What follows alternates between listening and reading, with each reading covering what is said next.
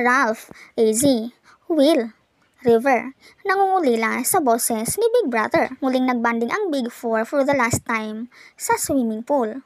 Habang sila ay naglalakad-lakad, hindi napigilang mag-I love you ni Ralph kay Big Brother. Kuya, I love you. Masyadong senti si Ralph ayon kay River. Kakasenti naman. Habang nag-uusap ang dalawa ay natakot si Izzy na merong ipis. Oh my God, may ipis! Where? Kung kailan matatapos ang kanilang journey sa loob, tsaka naman lumabas iyon. Napasigaw si Izzy nang may pinulot si River at siya ay tinakot.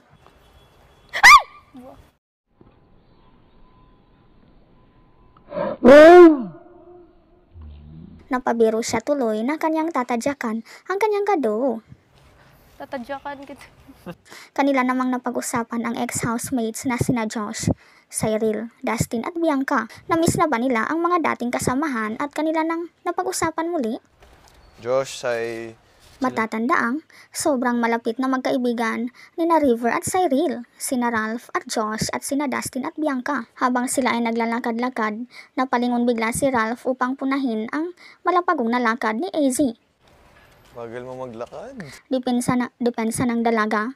Merong something sa kanyang tsinelas na humarang sa kanyang mga lakad. May pumasok aniya kaya't siya ay biglang napansin ni Ralph. Para na silang magkakapatid kung umasta sa isa't isa na parang nagdelolo lang si AZ na may gusto sa kanya ang kapwa housemate.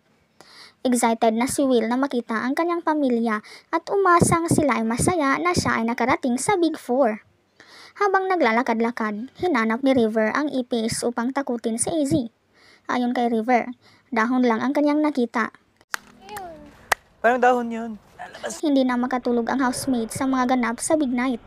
Si Will ay nabagalan sa pagtakbo ng oras. Ayon pa kay Will, hindi na nila narinig ang boses ni Big Brother. Hindi na natin naririnig boses ni Kuya sa big... Ayon pa kay Ralph, baka ay kanilang muling mapakinggan sa big night. Sa big night? Doon na.